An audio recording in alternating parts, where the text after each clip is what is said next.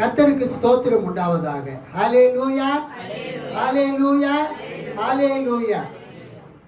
திருத்துவ பண்டிகைக்கு பிறகு வரக்கூடிய இந்த 5வது ஞாயிற்றுக்கிழமையிலே, 5th Sunday after the Trinity Sunday, நாம் தியானிப்பதற்காக திருச்சபை பிதாக்களால் நமக்கு கொடுக்கப்பட்டிருக்கிற வேத பகுதி லூக்கா எழுதின சுவிசேஷம் 9ஆம் அதிகாரம் 57 முதல் 62 வரை. லூக்கா 9 57 முதல் 62 வரை. அவர்கள் வழியிலே போகையில் ஒருவன் அவரை நோக்கி, ஆண்டவரே, நீ எங்கே போனாலும் உம்மை பின்பற்றி வருவேன் என்றான். அதற்கு இயேசு, நரிகளுக்கு குழிகளும் ஆகாயத்து பறவைகளுக்கு கூடுகளும் உண்டு, மனுஷகுமாரனுக்கோ தலை சாய்க்க இடமில்லை என்றார். வேறு ஒருவனை அவர் நோக்கி, என்னை பின்பற்றி வா என்றார். அதற்கு அவன், ஆண்டவரே, முன்பு நான் போய் என் தகப்பனை அடக்கம் பண்ண எனக்கு உத்தரவு கொடுக்க வேண்டும் என்றான். அதற்கு இயேசு, மரித்தோர் தங்கள் மரித்தோரை அடக்கம் பண்ணட்டும், நீ போய் தேவனுடைய ராஜ்யத்தை குறித்து பிரசங்கி என்றார். பின்பு வேறு ஒருவன் அவரை நோக்கி, ஆண்டவரே, உம்மை பின்பற்றுவேன், ஆனாலும் முன்பு நான் போய் வீட்டில் இருக்கிறவர்களிடத்தில் அனுப்புவித்து கொண்டு வரும்படி எனக்கு உத்தரவு கொடுக்க வேண்டும் என்றார்.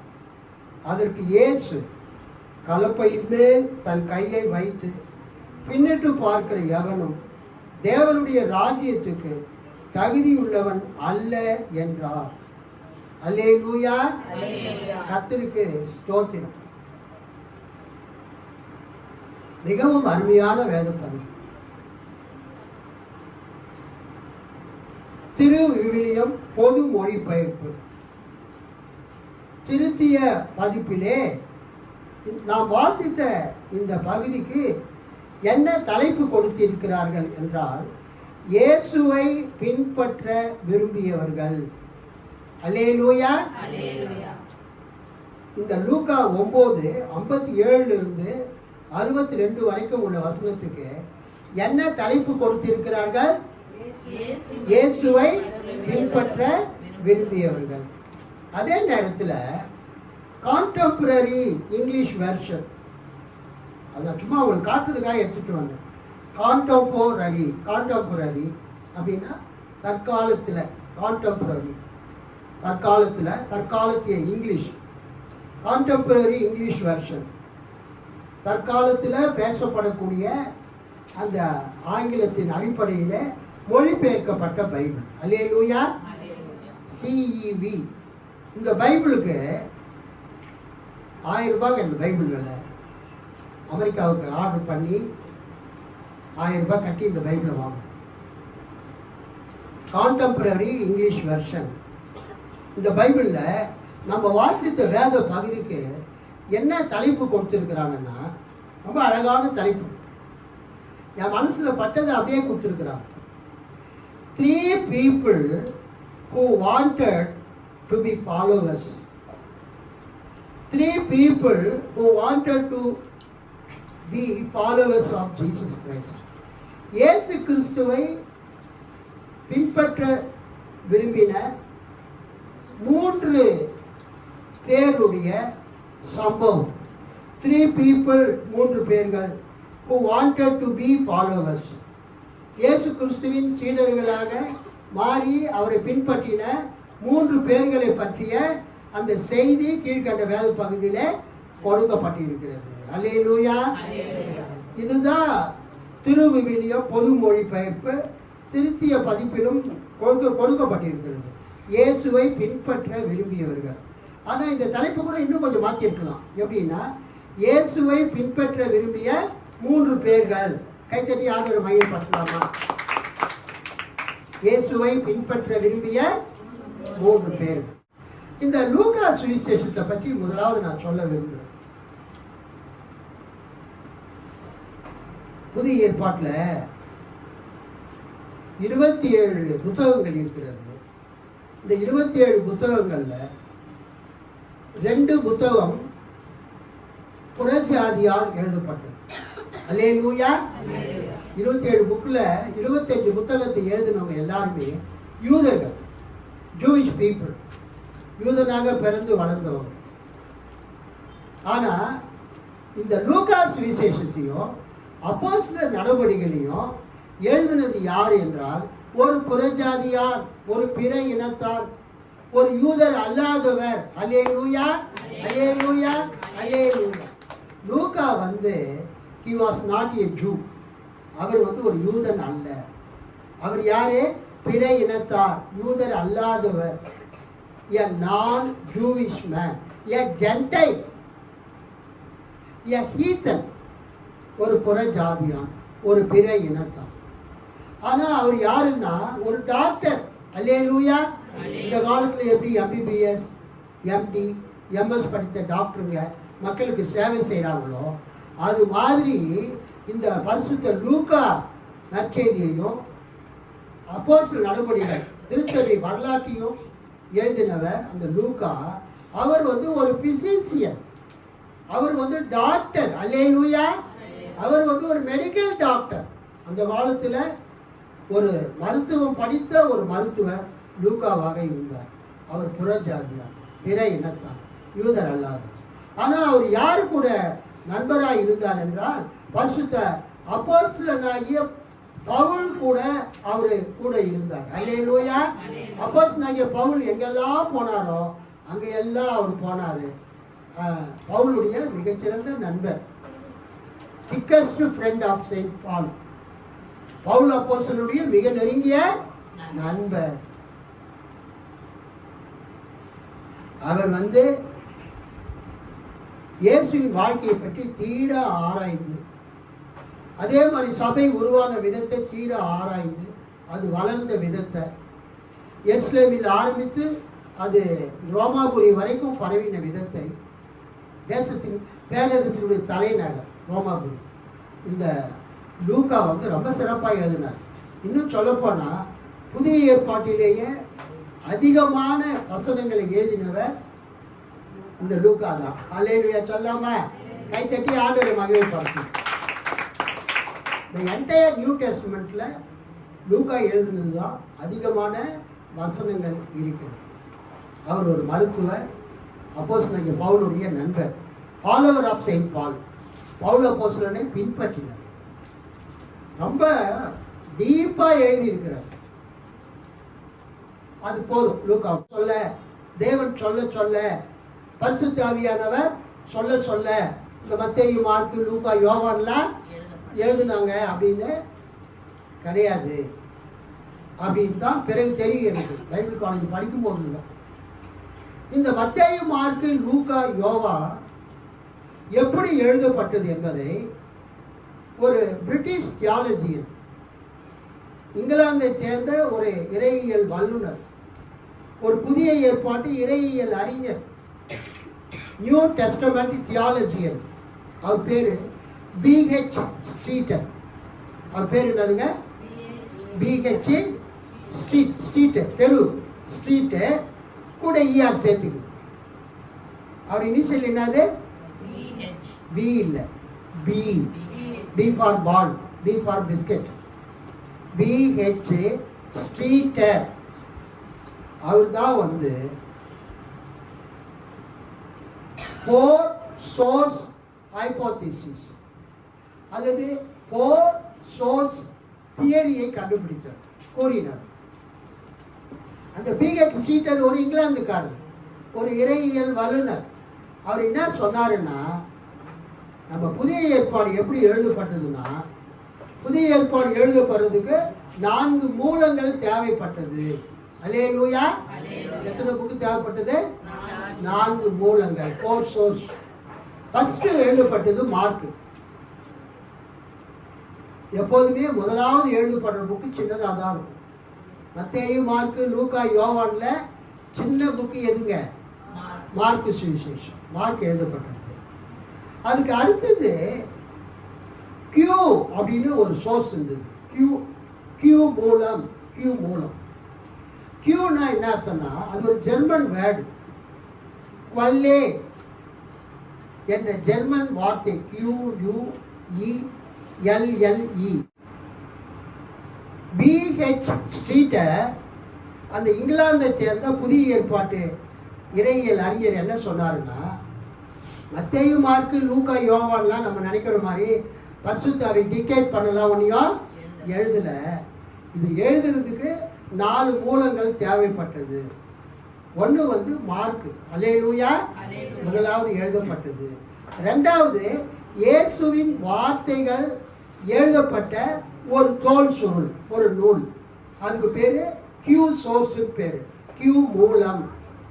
அந்த கியூ மூலத்தில், கியூ சோர்ஸில் கேபிட்டல் கியூ, அதுக்கு ஜெர்மன் வேர்டு வல்லே அப்படின்னா ஆதாரம், மூலம், source.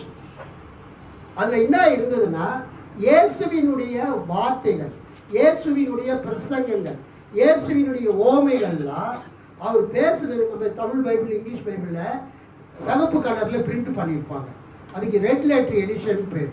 Words of Jesus in ரெட்டின் போட்டிருப்பாங்க. அது மாதிரி அந்த கியூ சோர்ஸில் எல்லாமே இயேசுவின் வார்த்தைகள் இருந்தது.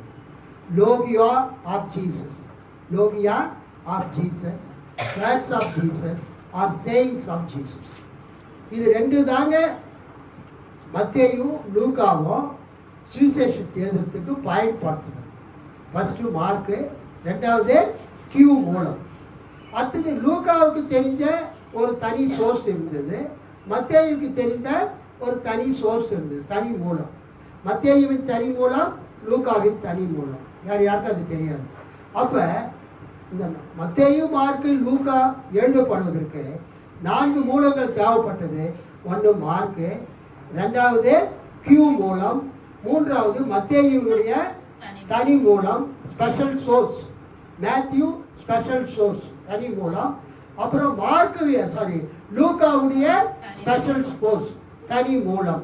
ஆக இந்த 4 மூலங்கள் தான் நம்முடைய நற்செய்திகள், சமநோக்கு நற்செய்திகள், சினாப்டிக் காஸ்பல்ஸ் எழுதப்படுவதற்கு பயன்பட்டது. இங்க நம்ம வாசித்த இந்த வேத பகுதி இயேசுவை பின்பற்ற விரும்பியவர்கள், இயேசுவை பின்பற்ற விரும்பிய 3 பேர்கள் கியூ சோர்ஸ்லேருந்து எடுக்கப்பட்டிருக்கணும். அல்லேலூயா. இந்த மத்தேயு, இந்த லூக்கா 9:57 62 எதுலேருந்து எடுத்து லூக்கா எழுதியிருப்பாரு? கியூ மூலம். அதில் தான் இயேசு பேசின வார்த்தைகள்லாம் எழுதப்பட்டிருந்தது. அதை பார்த்து லூக்கா காப்பி அடித்து இந்த மத்தேயு, இந்த லூக்காவில் எழுதிட்டார். இதே விஷயத்தை மத்தேயு எழுதியிருக்கிறார். மத்தேயு 8ஆம் அதிகாரம் 19 22 படிக்காதீங்க, வீட்டில் படிங்க. இந்த லூக்கா எழுதின இதே விஷயத்தை, இயேசுவை பின்பற்ற விரும்பியவர்கள் சம்பவத்தை மத்தேயு 8:19 22 எழுதியிருக்கிறார். அல்லேலூயா சொல்லாமா? ஸோ இந்த மத்தேயு 8ஆம் அதிகாரமோ லூக்கா 9ஆம் அதிகாரமோ கியூ மூலத்தை பார்த்து எழுதப்பட்டது. அல்லேலூயா. இதில் இயேசு கவனிங்க, இந்த அதிகாரத்தை நீங்கள் பார்த்தீங்கன்னா 9ஆம் அதிகாரத்தை இயேசு 12 திருத்தூதரை, அப்போஸ்தலர்களை ஊழியத்துக்கு அனுப்புகிறார். அப்புறம் ஏரோதுக்கு குழப்பம் வருது. யோவானை தான் நம்ம சாவடிச்சிட்டோமே, அவர் எப்படி உயிராக வந்தார்? அப்புறம் இயேசு 5000 பேருக்கு உணவு அளிக்கிறார். என்னை மக்கள் யார் என்று சொல்கிறார்கள் அப்படின்னு கேட்குறார் இயேசு. உடனே பேதுரு சொல்கிறாரு, நீ கடவுளின் மேசியா, ஜீவனுள்ள தேவனுடைய குமாரன் ஆகிய கிறிஸ்துன்னு சொல்கிறார். அப்புறம் இயேசு தம் சாவை முதன்முறை முன்னறிவித்தார். அப்புறம் மறுரூப மலையில் போய் இயேசு 3 சீஷர்களுக்கு முன்பதாக மறுரூபம் ஆகிறார். அதுக்கு அடுத்தது இயேசு பேய் பிடித்த ஒரு சிறுவனை சுகப்படுத்துகிறார். இயேசு 2வது முறை தன்னுடைய மரணத்தை முன்னறிவிக்கிறார். சீஷர்களுக்குள்ளே யார் பெரியவன் ஒரு கேள்வி வருது. அதுக்கு இயேசு பதில் சொல்கிறார். இயேசுவின் சீஷர் அல்லாத ஒருவர் இயேசுவின் பேரில் பேய் ஓட்டுறார். அதன் பிறகு இயேசு சமாரியா வழியாக போகிறாரு. எருசலேமுக்கு போகிறாருன்னு தெரிஞ்ச உடனே சமாரியர்கள் இயேசுவை ஏற்றுக்கொள்ளவில்லை. ஸோ கடைசியாக இந்த அதிகாரத்தில் இயேசுவை பின்பற்ற விரும்பியவர்கள் 3 பேரை பற்றி வருது. ஸோ இந்த லூக்கா 9ஆம் அதிகாரத்தில் இந்த கடைசி பகுதி எப்பொழுது எழுதப்பட்டது என்றால் இயேசுவினுடைய ஊழியத்தின் 3½ வருஷ ஊழியத்தினுடைய முடிவில் எழுதப்பட்டது. அல்லேலூயா சொல்லாமா? ஸோ நாம் வாசித்த இந்த வேத பகுதி லூக்கா 9:57-62 யாருடைய காலத்தில் எழுதப்பட்டது? இயேசுவினுடைய ஊழியத்தினுடைய முடிவு காலத்தில், கடைசி காலத்தில். அவர் எருசலேமுக்கு போய் சிலுவையில் அறையப்பட்டு அவர் மரிப்பதற்கு முன்பதாக on the way to Jesus, on the way to Jerusalem, இந்த பகுதி இயேசுவை பற்றி எழுதப்பட்டிருக்கு. ஸோ இயேசுவினுடைய ஊழியம் முடிவடை போகிறது. 3 வருஷம் ஊழியம் முடிவடைகிற நேரத்தில் 3 பேர் இயேசு கிட்ட வராங்க. அந்த 3 பேருமே எதுக்காக வராங்கன்னா இயேசுவை பின்பற்றதுக்காக வராங்க. கைத்தட்டி ஆண்டவர் மகிழ்ச்சி. நீங்கள் மத்தேயு லூக்காலாம் படிச்சீங்கன்னா இயேசு ஆரம்ப காலத்தை ஊழியத்தை ஆரம்பிக்கும் போது சீமோன் பேதுரும் அவருடைய சகோதரனும் கூட இருக்கிற கூட்டாளிகள் என்ன பண்ணுவாங்க? மீன் வலைகளை அலசி கொண்டிருப்பாங்க. அவங்களுக்கு மீனே கிடைக்காது. அப்போ அவர் சொல்லுவார், நீங்கள் ஆளுக்கு தள்ளி கொண்டு போய் வலையை போடுங்கள்னுவார். திரளான மீன்களை பிடிச்சி இழுத்துட்டு வருவாங்க. அப்போ பேதுரு சொல்லுவார், ஆண்டவரே நான் பாவியான மனுஷன், என்னை விட்டு நீங்கள் போய்விட வேண்டும் அப்படின்னு சொல்லுவார். அப்போ இயேசு சொல்வார், என்னை பின்பற்றி வாருங்கள், நான் உங்களை மனிதர்களை பிடிக்கிறவர்கள் ஆக்குவேன். Follow me, I will make you fishers of men. Modern டிரான்ஸ்லேஷனில் என்ஆர்எஸ்வியில் follow me, I will make you fish for the fishers. என்னை பின்பற்றி வாருங்கள், நான் உங்களை மீன்களுக்கு உணவாக்குவேன். கை தட்டி ஆண்டவர் மகிழ்வு. இயேசு கப்பர்நகூமுக்கு போகிறாரு. அங்கே ஆயத்துறையில் டோல்கேட்டில் யார் உட்காந்துட்டு இருக்கிறாரு? மத்தேயு. அவர் இன்னொரு பேர் லேவி. அவர் பார்த்து என்ன சொல்கிறாரு? என்னை பின்பற்றி வான்னார். உடனே அவர் என்ன பண்ணார்? எல்லாத்தையும் விட்டுட்டு அவர் பின்னால் போயிட்டார். நீங்கள் மத்தேயு, மார்க்கு, லூக்கா, யோவானை படிச்சிங்கன்னா இயேசு தனது சீடர்களை அழைக்கும் போது அவங்க எல்லாவற்றையும் விட்டு அவரை பின்பற்றி வந்தாங்க. அல்லேலூயா, அல்லேலூயா, அல்லேலூயா. When Jesus called his disciples at once, immediately they left everything and followed him. இயேசு தனது சீடர்களை அழைக்கும் போது எல்லாவற்றையும் விட்டு அவருடைய சீடர்கள் அவரை பின்பற்றினார். இங்கே 3 பேர் கொடுக்கப்பட்டிருக்குது. அவங்க பேர் கொடுக்கப்பட்டிருக்கா? பேர் இல்லை. இயேசு வரும்போது 57ஆம் வசனம், அவர்கள் வழி நடந்த போது ஒருவர் அவரை நோக்கி, நீர் எங்கே சென்றாலும் நானும் உம்மை பின்பற்றுவேன் என்றார். அல்லேலூயா, பிரைஸ் தி லார்ட். மத்தேயு 8ஆம் அதிகாரம், மத்தேயு 8:19. ஒரு வாசிங்க. அப்பொழுது வேதபாரகர் ஒருவர் வந்து, போதகரே, நீர் எங்கே போனாலும் உம்மை பின்பற்றி வருவேன் என்றார். அப்பொழுது வேதபாரகர் இல்லையா? இல்லைம்மா, வேதபாரகரில் ஒருவன், scribe, one of the scribes. அப்பொழுது மறைநூல் அறிஞர் ஒருவர் வந்து, போதகரே, நீர் எங்கே சென்றாலும் நான் உம்மை பின்பற்றுவேன் என்றார். இயேசு அவரிடம், நரிகளுக்கு பதுங்கு குழிகளும் வானத்து பறவைகளுக்கு கூடுகளும் உண்டு, மானிட மகனுக்கோ தலை சாய்க்க கூட இடமில்லை. மத்தேயுலையும் லூக்காவிலையும் ஒரே மாதிரி தான் இருக்குது. ஆனால் மத்தேயுவில் மறைநூல் அறிஞர், வேத பாரகர் என்று வருகிறது. லூக்காவில் சிம்பிளி ஒருவர் வந்து. அல்லேலூயா. அவர்கள் வழி நடந்த போது ஒருவர் அவரை நோக்கி, நீர் எங்கே சென்றாலும் நானும் உம்மை பின்பற்றுவேன் என்றார். உடனே சரி வாப்பா, என்னை பின்பற்றி வாப்பான்னு சொன்னாரா? சொல்லுங்க, சொல்லுங்க ரூத் சொல்லம்மா.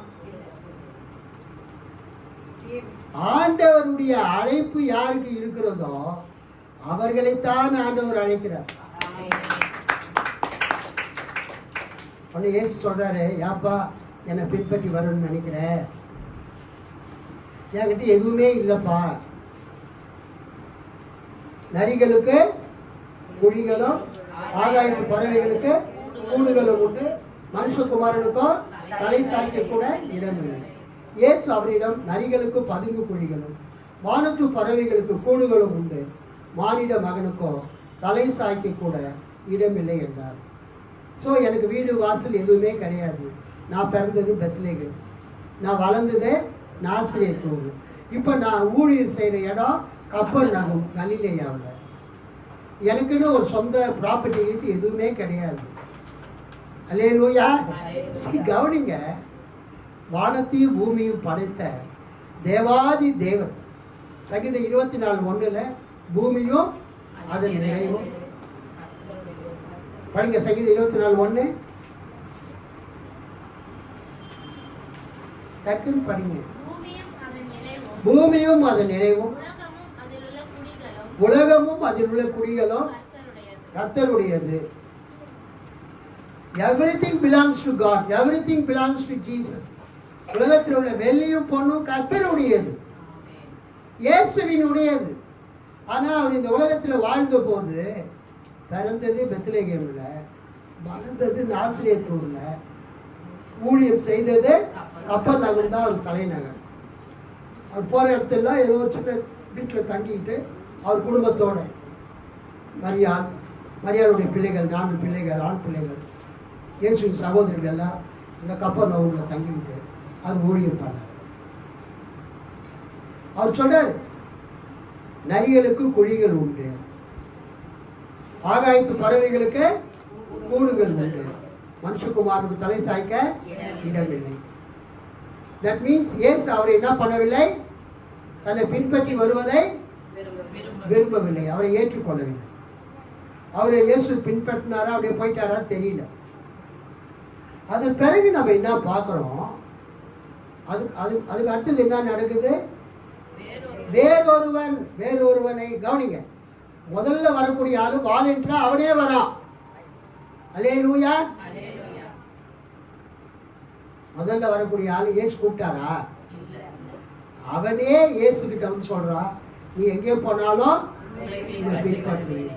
அவன் யாரு?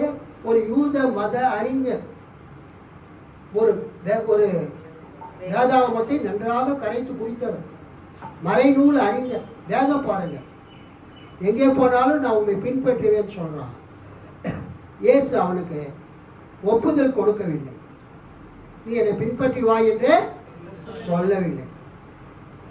அவர் சொல்றார், எனக்கு தங்கறதுக்கே இடம் இல்லைப்பா, நீ என் கூட வந்து எங்க தங்க போற? அல்லேலூயா. அவன் அப்படியே போயிட்டான். என்ன விஷயம்னா, இயேசு உலகத்தில் வாழ்ந்த போது அவருக்கு சொத்து எதுவுமே இல்லை. அல்லேலூயா. அவர் பயணம் செய்வதற்கு கூட ஒரு இரவல் கழுதை தேவைப்பட்டது. உண்மைதானே? உங்களுக்கு எதிரே இருக்கிற கிராமத்துக்கு போங்க, அங்கே 2 கழுதை கட்டி இருக்க காண்பீர்கள், அதை அழித்து கொண்டு என்னிடத்துக்கு வாருங்க என்றார். So when Jesus lived, he didn't have a donkey to ride on it. கழுதை மேலே போகிறது கூட அவர் சொந்த கழுதை இல்லை. இன்னைக்கு இருக்கிற ஊழியக்காரங்க சொந்த காரு, சொந்த பைக்கு, அது இதுன்னு வச்சுருக்கிற மாதிரி, ஹெலிகாப்டர், பிளேன்லாம் வச்சுருக்கிற மாதிரி அன்றைக்கி இயேசுக்கிட்ட எதுவுமே இல்லை. ஆனால் என்ன விஷயம்னா, இன்றைக்கி இந்தியாவில் இயேசு உயிர் வாழ்ந்த போது அவருக்கு எதுவுமே இல்லை. அவர் நம்மளை மாதிரி ஒரு சாதாரண ஏழையாக தான் இருந்தார். ஆனால் இன்றைக்கி பார்த்தீங்கன்னா இந்தியாவில், எங்கள் காலேஜில் நான் குருக்குலில் படிக்கும்போது ஃபாதர் ஜெகநாதன் அவர் ஒரு தடவை சொன்னார். என்ன சொன்னார்னா, இந்தியாவில் அரசாங்கத்துக்கிட்ட தான் அதிகமான நிலம் இருக்குது. இந்தியாவில் யார்கிட்ட நிலம் அதிகமாக இருக்குது? Government possesses so much of land. Largest area of land our Indian government possesses. இந்திய அரசாங்கத்துக்கிட்ட தான் நிறைய நிலம் இருக்குது. கவர்மெண்ட் பில்டிங்ஸு, ரயில்வேஸு, இல்லை ரோடுங்க, கவர்மெண்ட் ஆஃபீஸஸ், அதெல்லாம் கனெக்ட் பண்ணி பார்த்தா இந்திய அரசாங்கத்துக்கிட்ட தான் அதிகமான ப்ராப்பர்ட்டி இருக்குது, லேண்ட் இருக்குது. அதுக்கு அடுத்தது யார்கிட்ட லேண்ட் இருக்குதுன்னா கிறிஸ்துவ திருச்சபைகிட்ட இருக்குது. இந்தியாவிலேயே இந்திய அரசாங்கத்துக்கு அடுத்ததாக, மாநில அரசாங்கத்துக்கு அடுத்ததாக அதிகமான நிலங்கள் நிலங்களை யார் சொந்தமாக வைத்திருக்கிறது என்றால் கிறிஸ்துவ திருச்சபைகள். சபையினுடைய பவுண்டர், சபையை ஏற்படுத்தின இயேசு கிறிஸ்து இந்த உலகத்தில் வாழும்போது சொல்றாரே, நரிகளுக்கு குழிகள் உண்டு, ஆகாயத்து பறவைகளுக்கு கூடுகள் உண்டு, மனுஷகுமாரனுக்கு தலை வச்சு படிக்கிறதுக்கு ஒரு சொந்த வீடு இல்லை, தலை சாய்க்க இடம் இல்லைன்னு சொன்னாரு. அந்த ஆண்டவராகிய இயேசு கிறிஸ்துவை வணங்கக்கூடிய ஊழியம் செய்யக்கூடிய சபை தான் இந்தியாவில் கவர்மெண்ட்டுக்கு அடுத்ததாக அதிக ப்ராப்பர்ட்டியை லேண்டை அசட்டாக வைத்திருக்கிறது. Church buildings, colleges, schools, hospitals, அனாதை நிறுவனங்கள் இல்லை, எங்கே பார்த்தாலும் திருச்சபை கர்த்தருக்கு ஊழியம் செய்யறதுக்கு நிறைய ப்ராப்பர்ட்டி வாங்கி சர்ச் வச்சிருக்கு. அது ஒரு பெரிய ஆசீர்வாதம். சரி, ரெண்டாவது ஒருத்தர் வரார் 59. வேறொருவனை அவர் நோக்கி, கவனிங்க, ஃபர்ஸ்ட் வந்தவன் அவனே வந்தான். இப்போ ரெண்டாவது வரவனை பார்த்து என்ன பண்ணுறாருங்க, இயேசுவே கூப்பிட்றாரு. கவனிங்க, எல்லாரையுமே இயேசு அழைக்கிறது இல்லை, எல்லாரையுமே ஆண்டவர் ஊழியத்துக்கு அழைப்பது இல்லை. நான் பாலிடெக்னிக்கில் ப்ரொஃபஸராக இருந்தேன், லெக்சரராக இருந்தேன், ஹெச்ஓடியாக இருந்தேன். மாதம் மாதம் எங்கள் பேங்க் அக்கௌண்ட்டில் எங்களுக்கு சம்பளம் வரும். அல்லது நாங்கள் வேலை செய்யும்போது மாதம் 1ஆம் தேதி போயிட்டு கையெழுத்து போட்டு சம்பளம் வாங்குவோம். ஆனால் என்னை ஆண்டவர் அழைச்சாரு, அவருக்கு ஊழியம் செய்யணும் என்கிற ஒரு நேரம் வரும்போது எல்லாவற்றையும் விட்டு நான் ஊழியத்துக்கு வந்தேன். அல்லேலூயா, எல்லாரும் அல்லேலூயா சொல்லுங்க. ஆண்டவருடைய அழைப்பு. பிழைப்பை விட்டுட்டு ஊழியத்துக்கு வந்தேன். பிழைப்புக்காக ஊழியத்துக்கு வரவில்லை. அல்லேலூயா. I was a lecturer. I was in a teaching post. ஒரு நல்ல ஒரு கௌரவமான துறை தலைவர், ஹெச்ஓடி என்ற ரேங்க்ல இருந்தேன், லெக்சரராக இருந்தேன். என்கிட்ட படிச்சு வந்தா நூச்சலம்மா மகன் யாரு, ராஜேஷ் பாபு, மை ஸ்டூடெண்ட். ராஜாத்தி சிஸ்டருடைய மகன் கேம் டு ஜோஷ்வா என்னுடைய ஸ்டூடெண்ட்டு. இந்த கொரட்டூர் அக்ரஹாரத்தில் நிறைய பேர் என் ஸ்டூடெண்ட் இருக்கிறாங்க.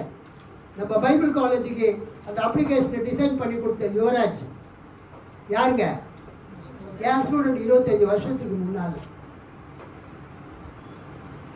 ஆண்டவர் அழைச்சதுனால அந்த வேலையை விட்டுட்டு வந்தேன். கர்த்தர் இது வரைக்கும் கைவிடாம என்னை வழி நடத்திட்டு இருக்கிறார். கை தட்டி ஆண்டவர் மகிழ்ச்சி.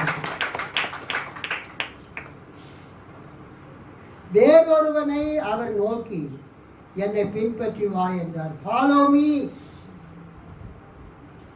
என்னை பின்பற்றி வா அப்படின்னு இயேசு கூப்பிடுறார். யாரை கூப்பிடுறாரு? ரெண்டாவது ஆள். அவரை பின்பற்றி அங்கே இருந்த ரெண்டாவது ஆளை பார்த்து, முதல் ஆள் அவனே வந்தானா, ஐ வில் ஃபாலோ யூன்னு. ஆனால் இந்த ரெண்டாவது ஆளை பார்த்து இயேசுவே கூப்பிடுறார். Jesus told someone else to come with him.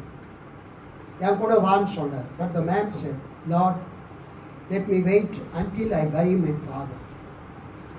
Jesus answered, let the dead take care of the dead, while you go and tell about God's kingdom.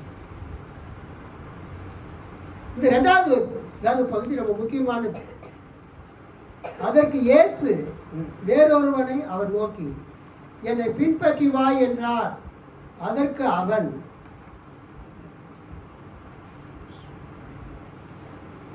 ஆண்டவரே, முன்பு நான் போய் என் தகப்பனை அடக்கம் பண்ண எனக்கு உத்தரவு கொடுக்க வேண்டும் என்றார்.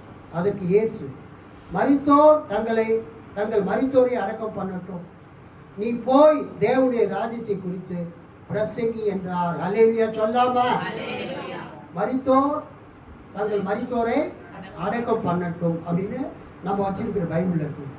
அந்த திருவிவிலியத்தில் பாருங்க எப்படி இருக்குது. இயேசு மற்றொருவரை நோக்கி, என்னை பின்பற்றி வாரும் என்றார். அவர் முதலில் நான் போய் என் தந்தையை அடக்கம் செய்துவிட்டு வர அனுமதியும் என்றார். கவனிங்க, திருவிவிலியம் பொது மொழிபெயர்ப்பு திருத்திய பதிப்பில் 60ஆம் வசனம். இயேசு அவரை பார்த்து, இறந்தோரை பற்றி கவலை வேண்டாம். இறந்தோரை பற்றி கவலை வேண்டாம், அவர்கள் அடக்கம் செய்யப்படுவார்கள். மரித்தோர் தங்கள் மரித்தோரை அடக்கம் பண்ணட்டும். அப்படி அங்கே இல்லை. அங்கே எப்படி இருக்குதுன்னா, இறந்தோரை பற்றி கவலைப்பட வேண்டாம், அவர்கள் அடக்கம் செய்யப்படுவார்கள். நீர் போய் இறையாட்சியை பற்றி அறிவியும் என்றார். மரித்தோர் தங்கள் மரித்தோரை அடக்கம் செய்யட்டும் என்ற வார்த்தை திருவிவிலியம் பொதுமொழி பெயர்ப்பு திருத்திய பதிப்பில் இல்லை. அங்கு எப்படி இருக்கிறது? இறந்தோரை பற்றி கவலை வேண்டாம், அவர்கள் அடக்கம் செய்யப்படுவார்கள். உங்க அப்பா இறந்துட்டாரா, மகனாக நீங்க தான் போய் அவரை அடக்கம் பண்ணணும். ஆனா அதை விட முக்கியமான ஒரு வேலை இப்ப இருக்கிறது. நல்லா கவனி. இயேசு சொல்றார், நீ போய் உங்க அப்பா இறந்துட்டாரு, அவர் அடக்கம் பண்ணிட்டு வரேன்னு நீ சொல்ற. ஆனா உனக்கு நான் சொல்றேன், என்ன சொல்றேன், நீ போய் உங்க அப்பாவை அடக்கம் பண்ணுவது உன்னுடைய சமுதாய கடமை, சமூக கடமை, குடும்ப கடமை, ஃபேமிலி டியூட்டி. அப்பாவுக்கு கொல்லி போடுறது யாருடைய வேலை? பையனுடைய வேலை. மரித்த அப்பாவை அடக்கம் பண்ணுறது யாருடைய வேலை? பையனுடைய வேலை. ஆனால் அதை விட ஒரு முக்கியமான வேலை இருக்குது. கடவுளுடைய ராஜ்யத்தை, தேவனுடைய ராஜ்யத்தை, இறை ஆட்சியை நீ போய் மற்றவர்களுக்கு இப்போது பிரசங்கம் பண்ணி, உங்கள் வீட்டில் இருக்கிற உறவினர்கள், நண்பர்கள் உங்கள் அப்பாவை என்ன பண்ணுவாங்க? அடக்கம் பண்ணுவாங்க என்று இயேசு சொல்லுகிறார். அதான் அதுக்கு மீனிங். அதுக்கு நான் இந்த லூக்கா சுவிசேஷத்தினுடைய விளக்க உரையை நான் காலையில் பார்த்தேன். லூக்கா சுவிசேஷத்தினுடைய விளக்க உரை ஆசிரியர் தியான் சந்துக்கார் ரொம்ப அருமையான ஒரு புதிய ஏற்பாட்டு அறிஞர், மிகப்பெரிய ஒரு அறிஞர். புதிய ஏற்பாட்டில் நான் பிசிஎஸ் படிக்கும்போது எனக்கு அண்டர்ஸ்டாண்டிங் த நியூ டெஸ்டமெண்ட் என்ற கிளாஸ் அவர் எடுத்தார். Wonderful professor, teacher, best. அவர் எழுதின உரையில் மரித்தோர் தங்கள் மரித்தோரை அடக்கம் பண்ணட்டும் என்ற வார்த்தைக்கு இவர் என்ன விளக்கம் கொடுத்துருக்காரு பாருங்க. நான் அதனால தான் இந்த புக்கு உங்களுக்கு காட்டுறதுக்காகவே கொண்டு வந்தேன். மற்றொருவரை ஆண்டவரையே அழைத்த போது, ஆண்டவரே அழைக்கிறார், முதலில் தம் தந்தையை அடக்கம் செய்துவிட்டு அப்புறம் அழைப்பை ஏற்றுக்கொள்ள அவர் அனுமதி கேட்டார். நான் போய் எங்கள் அப்பாவை அடக்கம் பண்ணிட்டு வரேன், கைண்ட்லி எக்ஸ்கியூஸ் மீன்னு கேட்குறேன். ஆனால் இயேசு, நல்லா கவனிங்க, ஆனால் இயேசு இறந்தோரை பற்றி கவலை வேண்டாம், அவர்கள் அடக்கம் செய்யப்படுவார்கள் என்றார். உங்க அப்பா இறந்துட்டாரு, அவரை பற்றி நீ கவலைப்படாத. நீ போகலைன்னா உறவினர்கள், உங்க ஊர்க்காரங்க, நண்பர்கள் உங்க தந்தைய அடக்கம் பண்ணுவாங்க. இறையரசு வெகு விரைவில் வரும், தேவனுடைய ராஜ்யம் வெகு விரைவில் வரும். அந்த அவசரத்தை உணர்ந்து அதற்கான ஆயத்தங்களில் ஈடுபடுகையில் இன்றியமையாதது எதுவோ அதை மட்டும் செய்ய வேண்டும். தந்தை இறந்து விட்ட பின் மகன் அவரை நல்லடக்கம் செய்ய வேண்டியது அன்றாடக குடும்ப உறவின் கட்டாயமே. அப்பா செத்துட்டா அவர் அடக்கம் பண்ண வேண்டிய பொறுப்பு யாருடையது? மகனுடையது, கட்டாயம். எனினும் மகன் அதை செய்ய தவறினால், அப்பா இறந்த பிறகு அந்த அப்பாவை அடக்கம் பண்ணக்கூடிய வேலையை மகன் செய்ய தவறினால் ஏனையோர், அதாவது உறவினர்கள் செய்து விடுவர். ஆனால் இறையரசு பணிக்கென, கடவுளுடைய ராஜ்யத்தின் ஊழியத்துக்கென, இறையரசு பணிக்கென சிறப்பாக தெரிவு செய்யப்படுகிறவர், கடவுளுடைய ராஜ்யத்தின் ஊழியத்துக்காக செலக்ட் பண்ணப்படுகிறவர் அந்த பணியில் உடனடியாக இறங்குவது அவசியம். ஏனெனில் அதை வேறு யாரும் செய்ய போவதில்லை. கைத்தட்டி ஆண்டவர் மகிழ்ச்சிப்படுத்துகிறார். இது தியான் சந்துக்கார் என்ற புதிய ஏற்பாட்டு அறிஞர், மதுரை தமிழ்நாடு இறையியல் கல்லூரியினுடைய முன்னாள் முதல்வர் எழுதின ஒரு லூக்கா விளக்க உரை. அதில் அவர் என்ன சொல்கிறாரு, மரித்தோர் தங்கள் மரித்தோரை அடக்கம் பண்ணட்டும், நீ போய் கடவுளுடைய ராஜ்யத்தை பற்றிய சுவிசேஷத்தை நீ அறிவி அப்படின்னு அவர் சொல்லும்போது அதுக்கு என்ன அர்த்தம்னா, உங்கள் அப்பாவுடைய உறவினர்கள் அவர் அடக்கம் பண்ணுவாங்க, நீ போய் என்ன பண்ணு, கடவுளுடைய ராஜ்யத்தினுடைய செய்தியை நீ மற்றவங்களுக்கு அறிவி அப்படின்னு சொல்கிறார். இந்த குட் ஸ்பீட் அப்படின்னு ஒருத்தர், நான் போன தடவை சொன்னேன், குட் ஸ்பீடுன்னு அமெரிக்காவில் ஒரு 75 வருஷத்துக்கு முன்னால் எட்கர் ஜே குட்ஸ்பீட்னு ஒருத்தர் இருந்தார். அவர் இந்த பைபிளை மொழிபெயர்த்தார். அவர் எப்படி மொழிபெயர்த்திருக்கிறார் பாருங்க. He said to another, follow me. வேற ஒருவரை பார்த்து சொல்றாரு, என்னை பின்பற்றுவார். But he said, அவன் சொன்னான், let me first go and bury my father. நான் முதலாவது போய் என் தந்தையை அடக்கம் பண்ணட்டும் என்றான். Jesus said to him, இயேசு சொன்னார், leave the dead to bury their own dead. You must go, நீ போய் கண்டிப்பாக போக வேண்டும், and spread the news of the kingdom of God. தேவனுடைய ராஜ்யத்தின் செய்தியை நீ என்ன பண்ண வேண்டும், அதை ஸ்ப்ரெட் பண்ண வேண்டும், மற்றவர்களுக்கு அறிவிக்க வேண்டும்.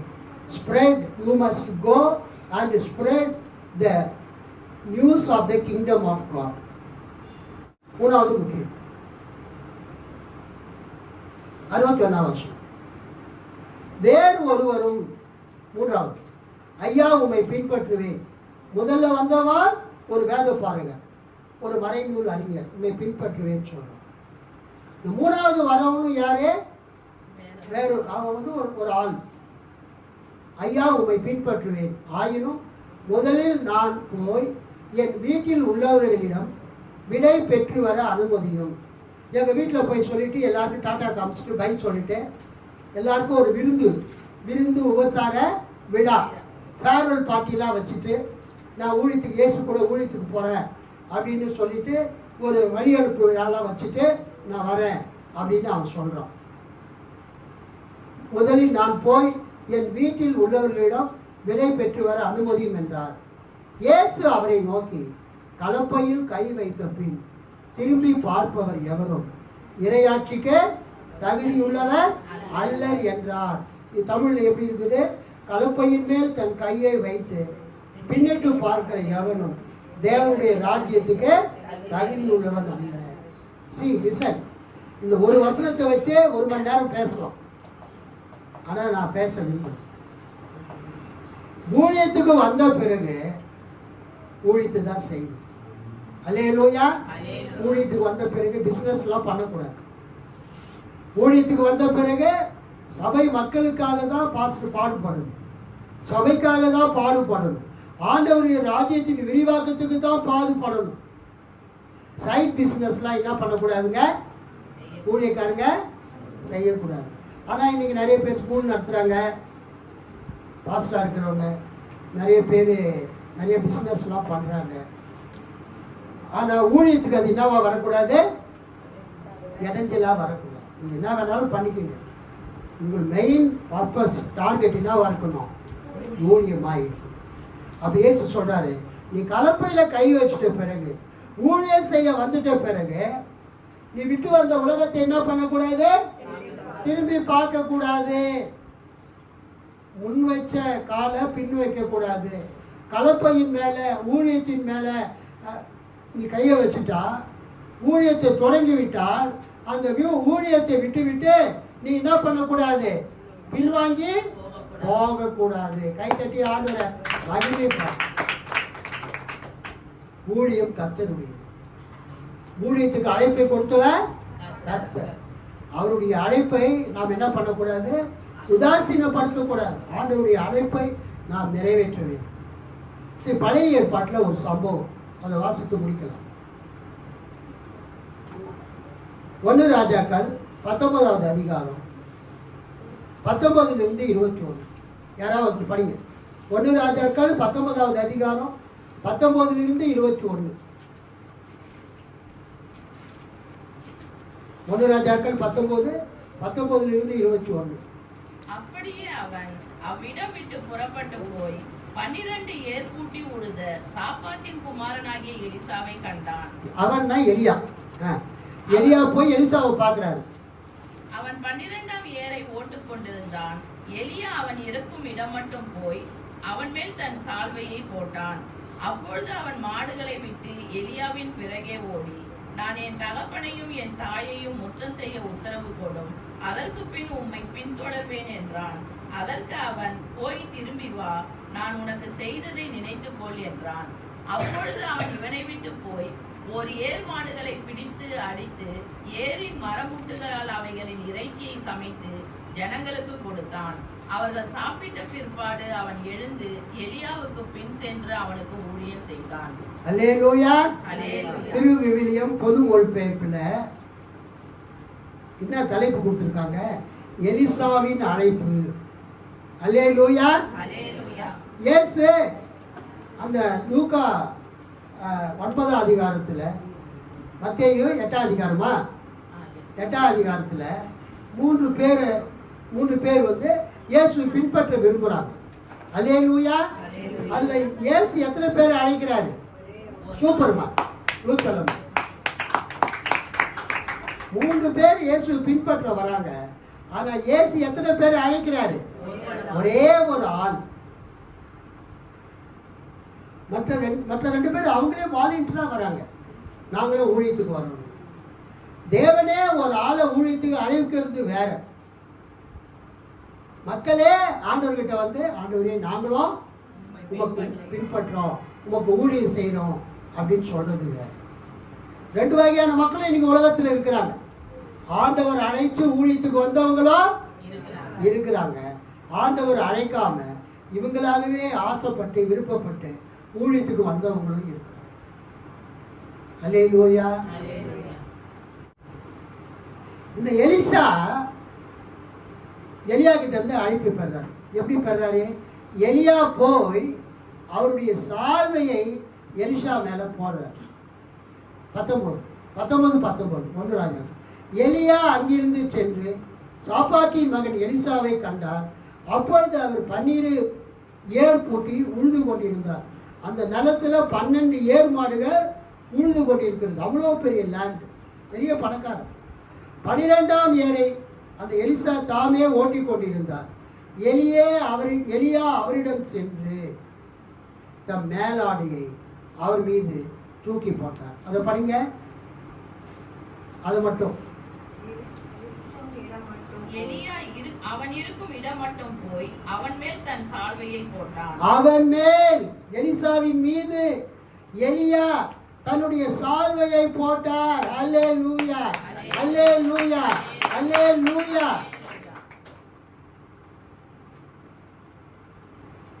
எலியா தன்னுடைய அபிஷேகத்தை, தனது வல்லமையை, தன்னுடைய ஊழியத்தை யார் மேல இப்ப போடுறாரு? எலிசா மேல போடுறாரு.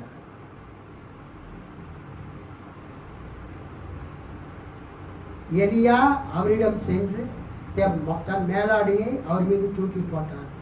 எலிசா ஏர் மாடுகளை விட்டுவிட்டு எலியாவிடம் ஓடி வந்து, நான் என் தாய் தந்தையிடம் விடை பெற்று வர அனுமதி தாரும், அதன் பின் உம்மை பின் செல்வேன் என்றார்.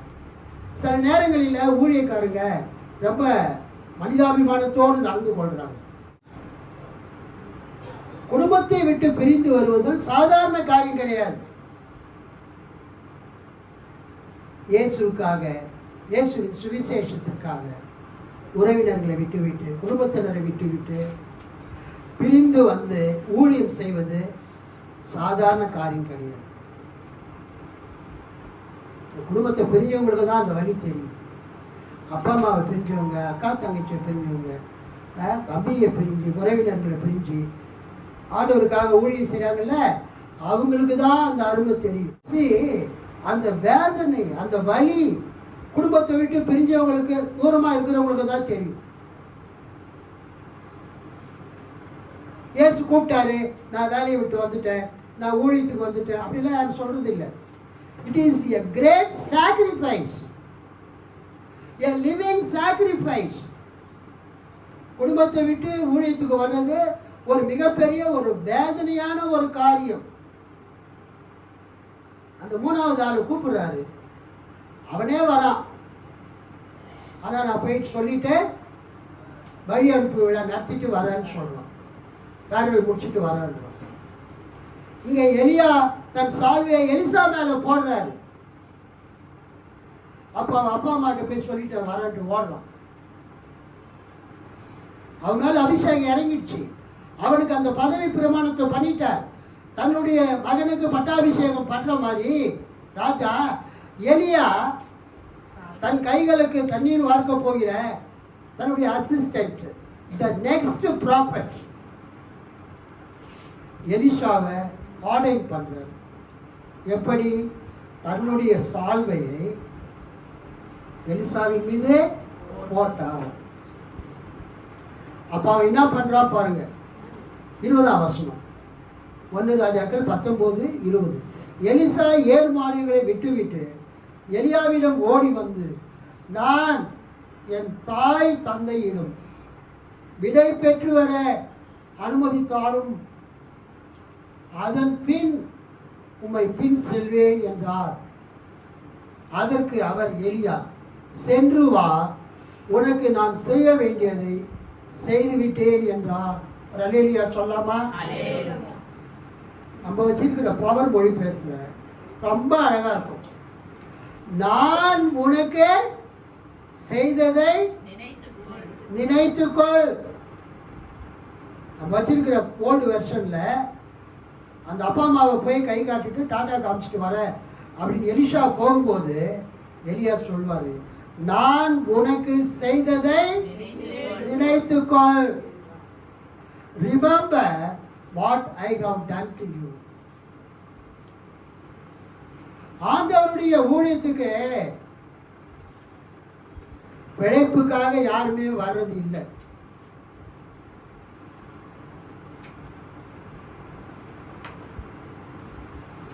அவருடைய அழைப்பு வரும்போது கீழ்ப்படிந்து வருகிறார்கள். பேதுருவையும் அவன் கூட்டாளிகளையும் சகோதரனையும் இயேசு அழைத்த போது அவன் அப்படியே விட்டுவிட்டு இயேசுவை பின்பற்றி வந்தான். லேவி என்ற மத்தேயு ஆயத்துறையில் உட்கார்ந்து இருக்கும் போது இயேசு அழைத்த போது அவன் அப்படியே விட்டு வந்தான். ஆனா பகல்ல வந்தான், ஈவினிங் இயேசு கூட்டிட்டு போய் வீட்டில் லேவி மிகப்பெரிய விருந்து வைக்கிறான். கூட வேலை செய்கிறவங்க எல்லாம் வர வைக்கிறான். நான் வேலையை விட்டுட்டப்பா, இயேசுநாதர் பின்னால் போகிறேன், உங்களுக்கு நான் கொடுக்குற விருந்து ஃபேர்வெல் பார்ட்டி அப்படின்னு அவன் கொடுக்குறான். ஆவியானவர் உங்களோடு பேசிக்கொண்டு இருக்கிறார். ஊழியக்காரங்களை நம்ம தாங்க வேண்டும், ஊழியக்காரர்களை சப்போர்ட் பண்ணணும். ஏன்னா அவங்க எல்லாவற்றையும் விட்டு விட்டு ஊழியத்துக்கு வராங்க. அவங்களால அரசாங்கத்தில் வேலை செய்ய முடியும், ஸ்டேட் கவர்மெண்ட்லேயோ சென்ட்ரல் கவர்மெண்ட்லேயோ பிஸ்னஸ்லேயோ ஆனால் வேலை செஞ்சு சம்பாதிக்கணும். அதெல்லாம் தூக்கி போட்டு வராங்கன்னா ஆண்டவருடைய அழைப்பு அவங்க மேலே இருக்கு. அல்லேலூயா. நான் உனக்கு செய்ததை நினைத்துக்கொள். எலியா என்ன பண்ணாரு? தன்னுடைய ஊழியத்தை, தன்னுடைய சால்வையை எலிசா மேல் போட்டார். எனக்கு ரொம்ப பிடிச்சமான வசனம், நான் உனக்கு செய்ததை நீ நினைத்துக்கொள்.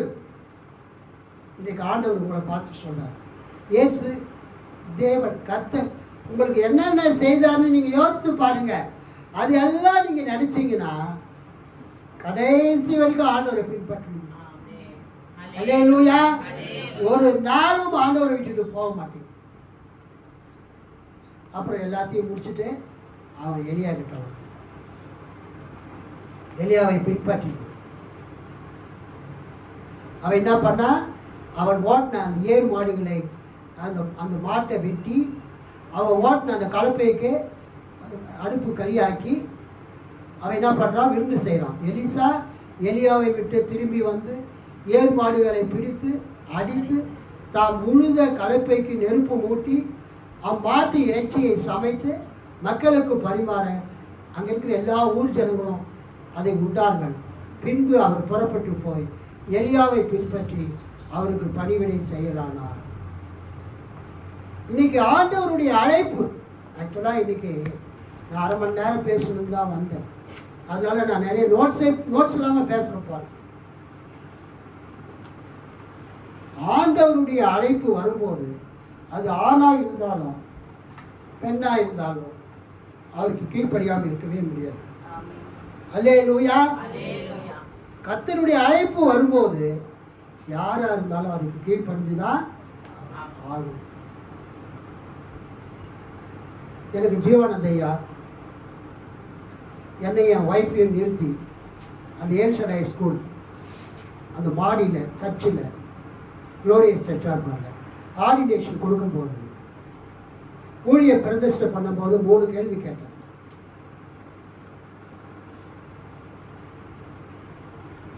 ஆண்டவராகிய இயேசு கிறிஸ்துவுக்கு நீ ஊழியம் செய்ய விரும்புகிறாயா? இயேசுவுக்கு நீ ஊழியம் பண்ண விரும்புகிறாயா? பயங்கர மழை. 3 கேள்வி தான் கேட்டார். என்னை ஊழியக்காரனா அபிஷேகம் பண்ணுறதுக்கு முன்னாடி விரும்புகிறேன். உன்னுடைய ஊழியத்தின் பண தேவைகளை ஆண்டவர் சந்திப்பார் என்று விசுவாசிக்கிறாயா?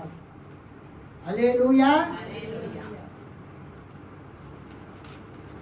உன் ஊழியத்தின் பண தேவைகளை ஆண்டவர் சந்திப்பார் என்று விசுவாசிக்கிறாயா? விசுவாசிக்கிறேன். 3வது கேள்வி, எந்த சூழ்நிலையிலும் நீ ஆண்டவரை மறுதலிக்காமல் இருப்பாயா? என்னங்க? எந்த சூழ்நிலையிலும் மறுதலிக்காமல் இருப்பாயா? கொரட்டூர்ல எபினேசர் ஸ்கூல் எதிர்க்க ஒரு பெரிய ஐயா சதர்ன் ரயில்வேல அப்பாயிண்டிங் அத்தாரிட்டி பர்சனல் ஆஃபீஸர், அவர் பேர் சொல்ல விரும்புகிறேன். அவர் குழந்தை இயேசு ஆலயத்துக்கு போவார், இன்ஃபேன்ட் ஜீசஸ் சர்ச். அவர் வீட்டுக்கு நான் ஒரு தடவை போயிருந்தேன். நானும் மார்க் படையாச்சு, மார்க் பெய்டு. அவர் கேட்டார், தம்பி மதியழகன், நல்லா படிச்சிருக்கிறீங்க, நான் உனக்கு ரயில்வேல வேலை வாங்கி தரேன்.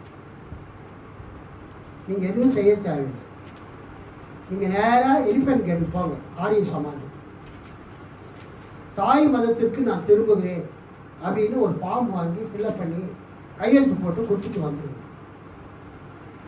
உடனே ஒரு தாமிர தட்டில் கற்பூரத்தை கொளுத்தி உங்களுக்கு முன்னால் காட்டுவாங்க. இயேசுவே ஸ்தோத்திரம், இயேசுவே ஸ்தோத்திரம், இயேசுவே ஸ்தோத்திரம் அப்படின்னு சொல்லிக்கிட்டு சத்தம் வராமல் அதை எடுத்து நெத்தியில் ஒத்திங்க 3 தடவை.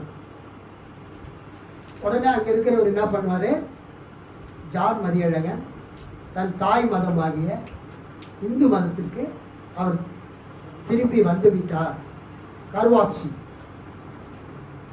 கிறிஸ்துவ மதத்திலிருந்து இந்து மதத்துக்கு மாறிவிட்டார் என்று உங்களுக்கு ஒரு சர்டிஃபிகேட் கொடுப்பார். அதை நீங்கள் வாங்கிட்டு வந்து என்கிட்ட கொடுங்க. இப்போ நான் ரிட்டையர் ஆகிட்டேன். அதே ஆஃபீஸில் என் மகன் ஒர்க் பண்ணுறார். அல்லேலூயா. நான் அவருக்கு ஃபோன் பண்ணி சொல்லிடுவேன், நீங்கள் போய் கொடுத்த உடனே எக்ஸாம் கிடையாது, இன்டர்வியூ கிடையாது, டைரக்ட் அப்பாயின்மெண்ட். சதர்ன் ரயில்வேல மெட்டலர்ஜிக்கல் டிபார்ட்மெண்ட், அதில் சேர்றதுக்கு பிஎஸ்சி ஃபிசிக்ஸ் படிச்சிருந்தா போதும். நீங்கள் எம்எஸ்சி ஃபிசிக்ஸ் படிச்சிருக்கிறீங்க, ஓவர் குவாலிஃபைடு.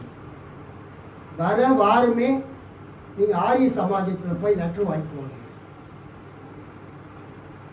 எடுத்த உடனே ரயில்வேல ஃபர்ஸ்ட் கிளாஸில் போயிட்டு வருவீங்க. Listen to me, listen to me. பேசுகிற ஒரு சாதாரண ஆள் கிடையாது, வெரி பவர்ஃபுல் பர்சன்.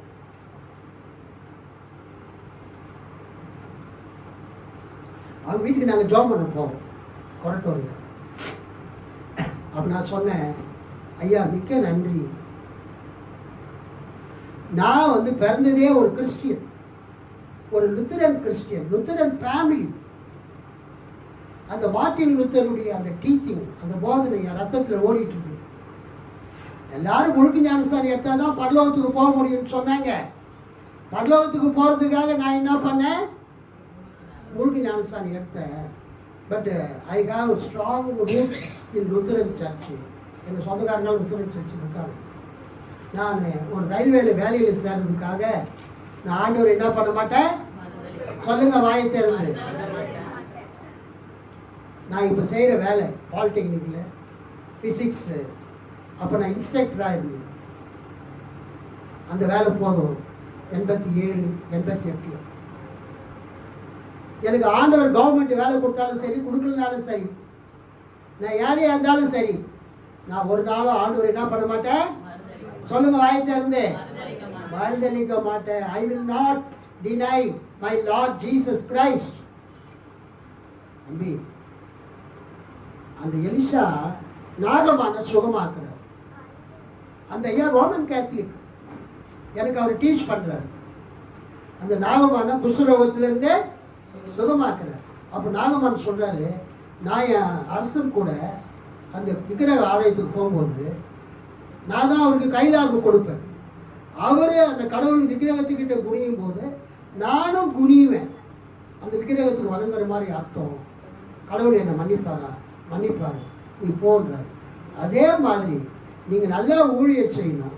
உங்கள் ஊழியம் ஆசீர்வதிக்கப்படணும், உங்கள் குடும்பம் ஆசீர்வதிக்கப்படணும், நல்ல மந்த்லி இன்கம் வரணும், உங்கள் பிள்ளைகள் எல்லாம் செழிப்பாக இருக்கணும், உங்கள் எதிர்காலம் செழிப்பாக இருக்கணும். நாங்கள் சொல்கிறத செய்யுங்க. போயிட்டு சர்டிஃபிகேட் வாங்கிட்டு வந்து கொடுங்க. கம்மிங் வீக்லேயே உங்களுக்கு நான் போஸ்டிங் போட்டு தரேன். இன்டர்வியூ கிடையாது, எக்ஸாம் கிடையாது, டைரக்ட் அப்பாயின்மெண்ட். நம்ம சொல்லுங்க ரூல் சொல்லமா. உங்க பாஸ்டருக்காக நீங்க பெருமைப்படணும். ஒரு அல்லேலூயா சொல்லுங்க. பணத்தை பார்த்து நம்ம ஓடி இருந்தா இன்னைக்கு நான் இங்கே ஒரு கிறிஸ்துவ போதகராக நிற்க முடியாது, பைபிள் காலேஜ் நடத்த முடியாது, பல பேருக்கு நான் ஆர்டினேஷன் கொடுக்க முடியாது, யூடியூப்ல பேச முடியாது. கொரட்டூர்ல ஒரு 10 வீடியோ எனக்கு இருக்கும் லைனா. எனக்கு பரலோகத்தில் ஆஸ்தி இருக்கு. அல்லேலூயா. கர்த்தர் பெரிய காரியம் செய்யும். 2 கோடி இல்லை, 20 கோடி இருந்தாலும் கொடுக்கணும்னு நினைச்சா என் இயேசுவான் எனக்கு கொடுக்கணும். நான் அவரை பின்பற்றுவேன். என்னை பின்பற்றி வா என்று எலிசா கிட்ட சொன்ன பிறகு அவன் பின்பற்றினான். நான் உனக்கு செய்ததை நினைத்துக்கொள். என் சால்வையை உன் மேல போட்டேன், என் ஊழிய அபிஷேகத்தை உனக்கு கொடுத்தேன், எனக்கு அடுத்த தீர்க்கதரிசி நீதான் இஸ்ரவேலுக்கு என்ற அந்த அபிஷேகத்தை கொடுத்த உடனே எலிசா தன்னுடைய ஏர் கலப்பையும் அந்த மாடுகளையும் அடித்து எல்லாருக்கும் விருந்து வச்சான். ஏர் கலப்பையை வச்சு சமைச்சான். இயேசுவை பின்பற்றுங்கள், அவர் உங்களை கடைசி வரைக்கும் வாங்கி நடத்துவார்.